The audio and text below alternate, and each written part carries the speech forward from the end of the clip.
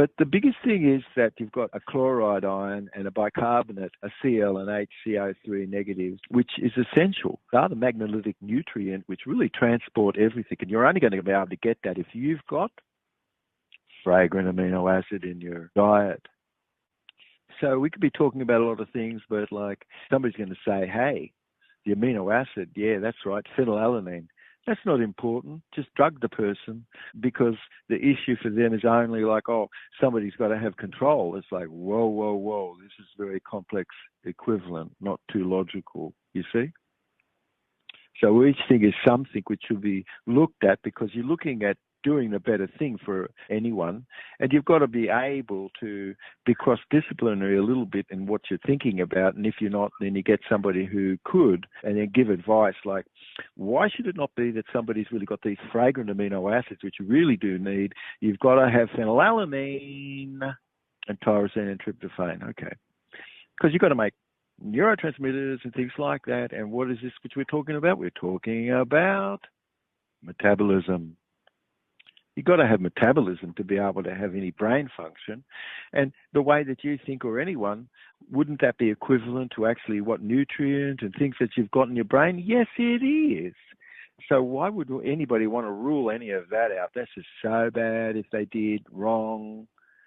Put it in right now, because you must benefit whoever, and you've got products like the Gouda cheese that we made, which is essential for this north negative, because you really need to neutralize the south positive, which you've got coming in your diet, and something has got to really be in an orthophilic state, meaning it's straight with nature. So if it's orthophilic, it's got carbon, it's got things which life has, and it's come through life as an element, plus it's enzymatically linked, see? And this is what life is. What happens when that's not? Dead, sediment, doesn't have a zeta potential, toxin, outright. Okay. So wherever somebody is, you want to think better? Yes. Get rid of toxin. It's not logical if you don't. And what's the unphysiological salt that comes in everybody's diet? You can only have 6 grams of it. It's like, dead salt. That's right. Does that have any permittivity or conductivity or capacity to be able to have proper antioxidant ability because it's got enzymatically linked? No, it's dead. Okay, it's equivalent to just go ahead and lick a rock right now and reckon that you're going to have proper brain function. Bull dust, you're not. Okay, so somebody's going to say, hey, dementia, it's not like all of a sudden kind of you don't know what you're thinking about or you can't remember or something. It's like, well, that's okay. That happens to everybody. Now, but like overall, could something be that wasn't where the original picture was, but if you put this back there, it is going to help and cause a capacity for something to function. And so you really need, where something is, for anything to be undone, for instance, that's been done, another opinion. And probably usual you should, because you've got to rule out that an unphysiological salt is not what would cause edema for somebody who has some condition that is like cystic fibrosis, which is where your chloride and your bicarbonate isn't essential as like it should be as far as a ligand that transports these two magnetic elements through the membrane of your body. The almond Gouda is really full of dense, packed, essential magnetic nutrients. You can't get anything more dense. Okay, why? Well, because you've got to have colony-forming factor, and life colloid like L-Salivarius malplanetarium, which is really missing. And what do you do with that? It's got the fragrant amino acids. Yes, it does. So has anything that you ate got any zeta potential, meaning it could be suspended in a fluid and it's got a magnetic static field and it can easily participate in something else also, dynamic to pass a current on and what have you, but it's got a zeta potential and it can slip through another field and not be affected by that. So where you cook food, it doesn't have zeta anymore. So is that going to get into little pores that you have, the smallest ones, like what's that? 40 nanometers wide and a bit smaller too inside the cells. Okay, you've got Figaro inside cells, which is maybe only 4, 5, 6, 10 nanometers, but can expand it a little bit. And then you've got 40 nanometer sort of pores, which are there in the membrane of a nucleus. So you've got a sodium and potassium pump, which you cannot get a current to flow dynamic unless you've got these magnetic element, you see. And the fluid inside and outside all have to be able to have a bit of a flow. And cystic fibrosis is a syndrome. It's not a disease of itself. It's a syndrome. So it's not a label.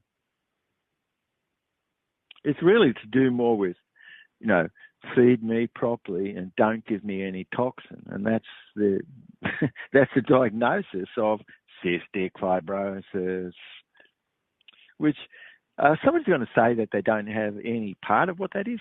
Like Google says, bull dust. 30% or more of all people that die suffer from a whole range of tissues which relate to cystic fibrosis. Also, how come there's 4,000 variants that's been found? And so somebody's going to say that their tissue's not impacted epigenetically. What does that mean? It means the punctuation between the DNA has been changed. Okay, so you see DNA's there, yeah, but punctuation has been changed. Okay, so that means, epigenetically, there could be a lot of tissue which is cystic fibrotic. What does that mean? It means it really, without phenylalanine there, keep it in your brain right now and stop what you're doing and think about this. You've got rock salt. Have you ever seen somebody who's got tattooed? Everything could come and go, but the tattoo remains. People have tattooed themselves with a lot of stuff. It accumulates and then it aids. Otherwise, if you've got it, this is phenylalanine, in carbon dioxide transport. You've got chloride ions that are exchanged, bicarbonate ions and exchanger, and you've got red blood corpuscles because they're not cells, because they don't have any DNA. They're corpuscles, red blood corpuscle. And during the chloride shift, which is essential, you've really got a transport of carbon dioxide from the tissues in the lungs. What happens when you don't have that? You feel dizzy. Yes. Nobody's going to say that what you've exhaled, like from the carbon and not having kept it, because did somebody watch that you breathe through your nose all the way through your sleep? Good if you do. Otherwise, you've lost the carbon that should be there, because carbon is what's going to give you a proper magnetic field. Nobody's going to say that that's got nothing to do with dementia. It sure does. It's got everything to do with dementia. Like when you see someone drunk, it's like, you reckon that they're not affected? Hell yes. When someone eats a massive amount of flesh, carbs, fat, heavy protein, carb, fat together, you're going to tell me that they can't remember the very things in the morning? Bloody oath, that's a common thing. Also, too, can you follow the logic? Would you be able to repeat anything that I've said? I'm sure you can if you just go over it, because it's just like Pavlovian conditioning. But if you reduce carbon dioxide transport, do you think that's going to impact the way that your brain functions? Yes, it does, including your reasoning and things like that. So don't tell me that somebody doesn't have to act prudent. Wherever you are, you do. But you have to act prudent, very important. So nobody could say that there wasn't a monopoly of Rockefeller, like in C.B. Cower, which is a criminal banking cartel of one world order, that owned Big Pharma. That's directly just stopping all the knowledge that's being passed down properly. And so you've only got a group think. And what's that? Wow. Personally, it could be this group think, good. Otherwise, pretty deficient.